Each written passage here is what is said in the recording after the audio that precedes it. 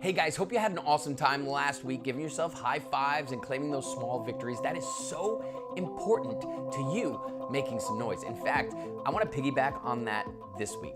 Picture this: Michael Jordan cut from his high school varsity basketball team. Steve Jobs ousted by the board of directors from the company that he created, the company that developed the device that you're probably watching this on right now. And Mother Teresa, born in poverty, raises millions of dollars for charities worldwide to help the poor and needy. Yeah, I'd say the three of them, they're champions. But they didn't become champions without challenge. And that's what I want to talk about this week, because challenge creates champions. You guys are champions, and you've all got challenges. The bigger the challenge, the bigger the champion you can be. And you might be sitting there saying, yeah, look, the biggest thing I have to deal with is a boss who just undervalues me at work. They only give me this much work to do. Well, guess what? Increase your own value, up your net worth. Do this much work and then exceed it. Become invaluable to your boss where they can't live without you. Or you're sitting there going, yeah, I've got this one person at work that is such a pain in the neck. They're always nagging me. They're always on my case about getting stuff done. They are my biggest rival. No, they're not. They're your best asset. You see, that person is helping you check yourself. We always play to the level of our opponent. So, post-quarantine, do me a favor, go in and give that person a fist bump, because they're doing you a solid. Or you're sitting there going, yeah, I wanted to create this, invent this, start this company, but someone already did, so I can't. I say you can and you should.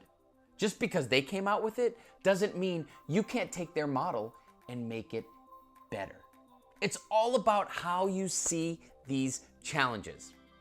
Ryan Holiday, in his book, The Obstacle is the Way, has an awesome quote. He says, problems or challenges are rarely ever as bad as we think, or rather, they're precisely as bad as we think. Now, we all have external challenges, and I'm not talking about the quarantine or the recession. Look, UPS, United Airlines, Disney, they were all created during a recession or on the heels of an economic crisis. I'm not talking about that, but I am talking about a virus. We all have it. It's the virus of the mind. The poison that we tell ourselves can be so detrimental to our growth and maturity. Our biggest enemy is the reflection in the mirror, and we need to help ourselves in that department. So, this week, I have two assignments for you.